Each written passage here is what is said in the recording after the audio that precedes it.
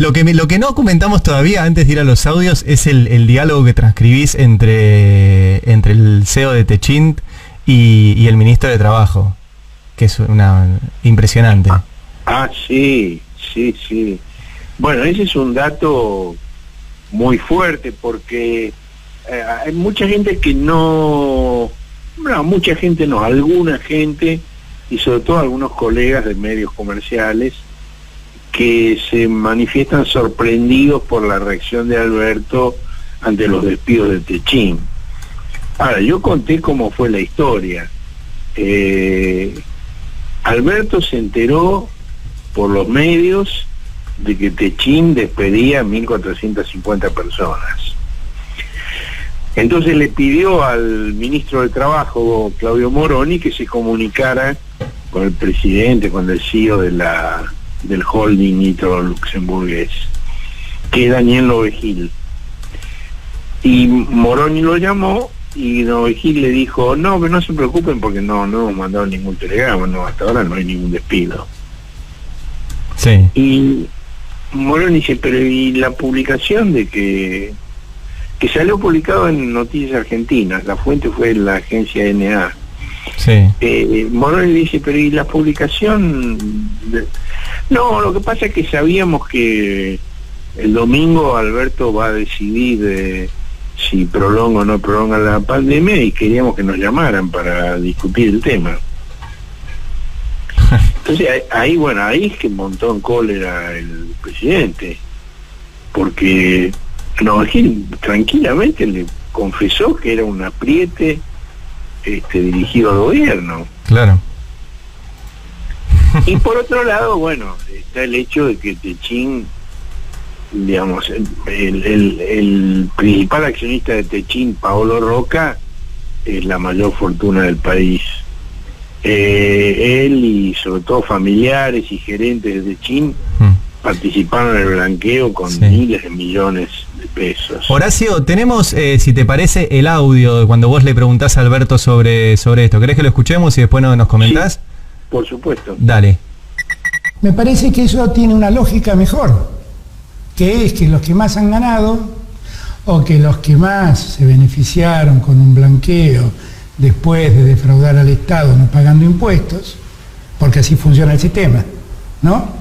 Esa es plata que se obtiene en negro, que nunca se declara porque es obtenida ilegalmente, que se va a un paraíso fiscal y que un día se blanquea sin que nadie le pregunte cómo la hizo. Es mucho más razonable pedirle un esfuerzo a ellos que pedirle un esfuerzo a Carla Viciotti, que gana 150.000 pesos y está todo el día en la calle viendo cómo combatir el coronavirus. Miren, los que hacen estas propuestas son los que después nos llaman populistas a nosotros. Horacio. Sí, bueno, esto fue en respuesta a una pregunta que le hice yo sobre el proyecto del diputado Máximo Kirchner para imponer un gravamen extraordinario a quienes blanquearon capitales en el año 17, entre quienes está Roca, la familia Macri, está el hermano del expresidente, está su suegra, están sus cuñadas y muchos funcionarios de su ex gobierno.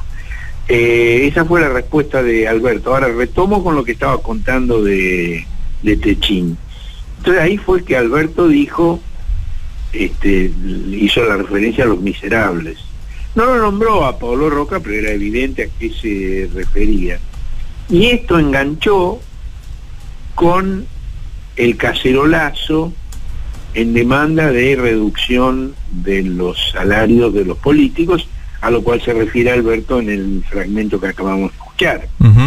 Y Alberto opone, digamos, el proyecto de Máximo, que le parece razonable, con la propuesta de reducción de los salarios de los funcionarios, que en primer lugar los salarios de los funcionarios no son muy altos. Nosotros tenemos en el cohete ayer una nota de un docente que se llama Santiago Campana, donde menciona la adhesión de la izquierda a esa propuesta de la derecha donde la izquierda plantea que un diputado gane lo mismo que un maestro, y Campana plantea una cosa muy inteligente, dice, ¿por qué no plantean que un maestro gane igual que un diputado? Porque el problema no es que los diputados ganan mucho, el problema es que los maestros ganan poco. Sí. Que es un giro interesante. Ahora, yo no sé si ustedes han hablado del tema o cómo lo han vivido ustedes en sus respectivos barrios, pero en el mío, anoche, el cacerolazo antipolítico fue minúsculo. Se está desinflando, y fue básicamente hacia el, digo, de Las Heras hacia Libertador, es decir, sí, la zona más acomodada. Mira, acá me dice el Tano que en su barrio, en Villa Urquiza, venía fuerte y ayer nada. Y yo, en mi barrio es medio raro, en mi barrio había un solo. Vos tenés un cacerol. Nosotros tenemos uno solo, que ayer no lo escuché. Así que 100% en mi caso, pero no. Sí. En mi barrio, yo te diría, si tuviera que medir en porcentajes, te diría que se redujo al 20% en duración, y se redujo al 10% en intensidad. ¿Y pensás, Horacio, porque en un momento... Lo cual me da la impresión de que esa es una batalla ganada por el presidente, ¿no? Sí, sí. ¿Y pensás que va a apretar el acelerador con esto de cobrarle un impuesto especial a los ricos?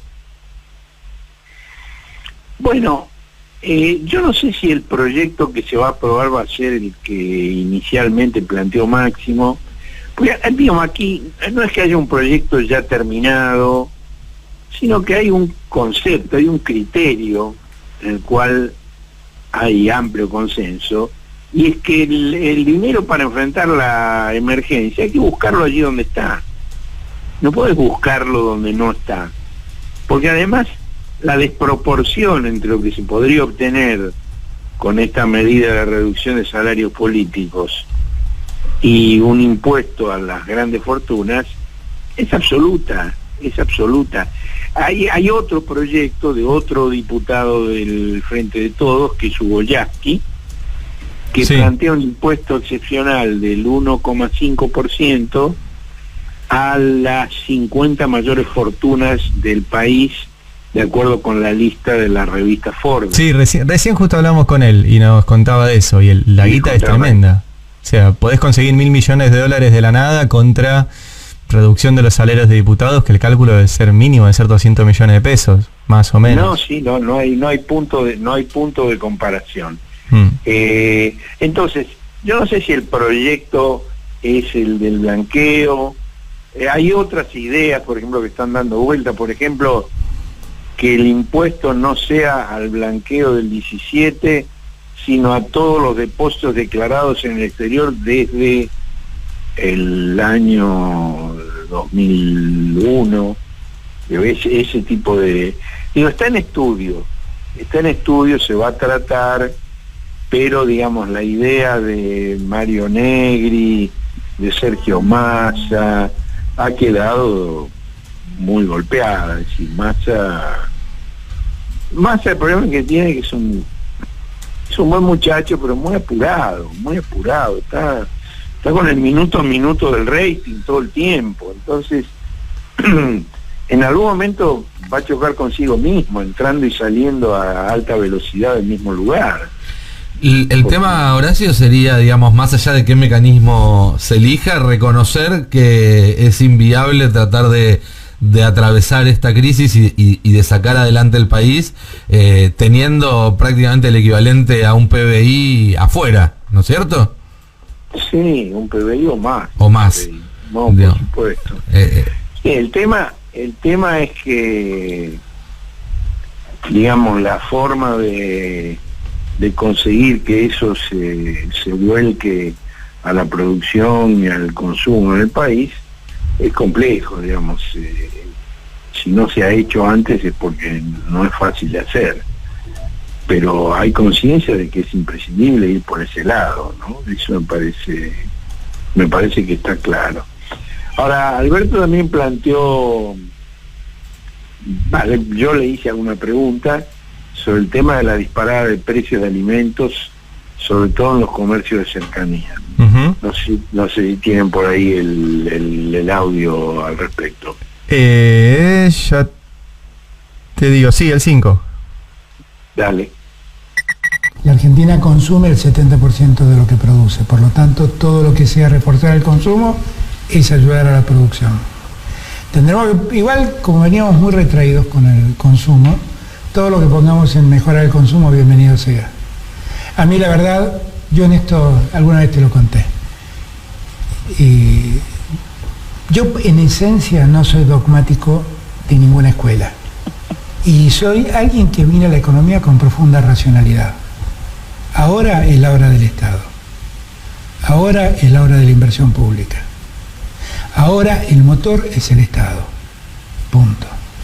Y ahora y para siempre tenemos que entender que hay tareas indelegables del Estado como la salud y la educación. Nosotros lo que tenemos detectado es que ni en las productoras de alimentos ni en los grandes supermercados tenemos aumentos de precios. Arcor, para ponerte un nombre, tiene los precios de diciembre. Ahora, los aumentos ocurren en los distribuidores a veces y fundamentalmente en los negocios de cercanía. Yo estoy preparando un DNU que calculo que estará listo el lunes para cambiar la ley de defensa de la competencia y para declarar autoridad de aplicación a los intendentes, para que los intendentes puedan aplicar la ley de defensa de la competencia en sus distritos. Y yo espero que ahora sí seamos inflexibles, porque el instrumento que necesitaba para poder actuar lo van a tener. Ahí está, Horacio. Sí, fue muy claro en ese sentido, ¿no? Primero el Estado, primero la inversión pública, son definiciones muy fuertes esas, ¿no? Sí. Y las dice con mucha claridad. Una cosa que me parece interesante en los 40 minutos que duró la entrevista es la firmeza y la claridad con la que expone el tema del presidente, al mismo tiempo con un tono muy calmo, porque no hay gestos ampulosos, no hay adjetivos, pero hay una serena convicción respecto de las cosas que se deben hacer, ¿no? Eso a mí me parece muy manifiesto en todo lo que planteó. Después, otro de los temas que planteó es la preocupación por la situación de Brasil. Sí. Brasil es el principal socio comercial de la Argentina y junto con China representan el 60% del comercio exterior. Lamentablemente, cuando yo lo entrevisté no me había enterado todavía de un dato que supe a la noche, y es que hay un estudio publicado en la revista Lancet, esa revista médica más importante del mundo, donde calcula que con las políticas del capitán Bolsonaro de no promover medidas de aislamiento, en Brasil puede tener por la pandemia 1.100.000 muertos. Es un número alucinante. Sí. Yo hablaba ayer con un amigo sobre el tema, y decía, pero pensemos nada más el problema logístico de manejar 1.100.000 cadáveres. Sí. Olvidémonos del impacto económico, del impacto afectivo, del impacto moral. Concentrémonos únicamente en el problema logístico de manejar esa cantidad de cuerpos en un corto lapso. Es una situación absolutamente caótica. Sí, tal cual. Que puede obligar a situaciones dantescas, ¿no? Ahora, Alberto manifestó su preocupación seria por Brasil, y ahí hubo una parte del diálogo que a mí me resultó muy interesante, vinculado con la que acabamos de escuchar, que dijo, porque yo le hice una pregunta, una referencia, digamos, a los componentes de la demanda agregada. Sí, la demanda agregada se compone del consumo, de la inversión y de las exportaciones. la inversión está en coma inducido y las exportaciones están en baja vertical. Entonces, lo que queda para dinamizar la demanda agregada es el consumo. Claro. Y Alberto me dice además, me acota que el 70% de lo que la Argentina produce lo consume, lo cual refuerza enormemente la importancia del mercado interno en este momento y la idea que él expresó desde el primer momento, aún antes de la pandemia, de poner plata en el bolsillo de la gente. Uh-huh. Es decir, un keynesianismo reforzado por la situación para elevar el consumo y de esa manera acotar de alguna manera la crisis espantosa que se está viviendo. La unidad de inteligencia de la revista The Economist calcula que la Argentina este año va a tener un retroceso del Producto Interno Bruto del 6,7%, debido básicamente a la pandemia, porque la estimación anterior a la pandemia era un retroceso del 1,1%. Uh-huh. Bueno, esto tiene un impacto muy fuerte y bueno, el gobierno está tomando las medidas que le parecen oportunas para enfrentar esto, ¿no? Sí. De hecho, lo que sí comentamos, Horacio, que no estaba ayer, era que, por ejemplo, se pospusieron los pagos de deuda legislación argentina por cerca de 10.000 millones de dólares. Ya está hoy eso publicado en el boletín oficial. Es otra cosa a la que se refiere Alberto, la pérdida de prioridad que ese tema adquiere para el gobierno. No sé si tenés un corte sobre el tema. ¿Cuál, perdón? El tema de la baja de prioridad que tiene el tema de la deuda a raíz de la pandemia. No, ese no lo tenemos. No cortamos eso. Bueno, porque... así arrancaste, le preguntaste cómo cambiaron las prioridades y te dijo eso. Es el comienzo de la entrevista. Esa Sí. fue la primera pregunta. Y él me contesta que en algún sentido no hubo cambio de prioridades, porque él siempre dijo que la prioridad era los que peor la estaban pasando, los jubilados, el hambre, y que eso no ha cambiado.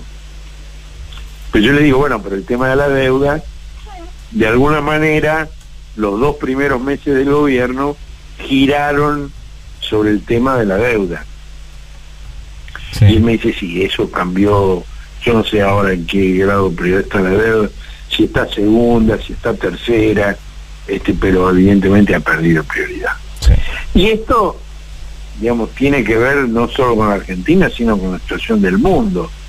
Digo, la deuda argentina es muy grande para la Argentina, pero es minúscula para el mundo, comparado con lo que son las deudas corporativas de las grandes empresas y los default en cadena que se temen en todo el mundo de las grandes empresas y además de otros países. Digo, el default argentino ya viene en paralelo con el default del Líbano y se espera situaciones equivalentes en muchos otros lugares del mundo. Sí. Esto obliga a un replanteo del tema muy claro, que según me dice el presidente, el Fondo Monetario lo tiene muy claro eso. Uh-huh. Sí. De modo que son las cosas a las que hay que estar atento en las próximas semanas y en los próximos meses, cómo va a evolucionar ese tema, ¿no? Uh-huh.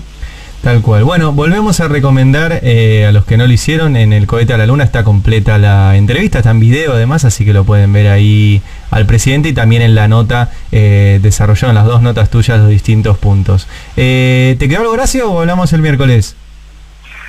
Hablemos el miércoles. Dale. Bueno, un abrazo grande, cuídate. Adiós. Lo mismo para ustedes. Horacio Berbisky, con nosotros.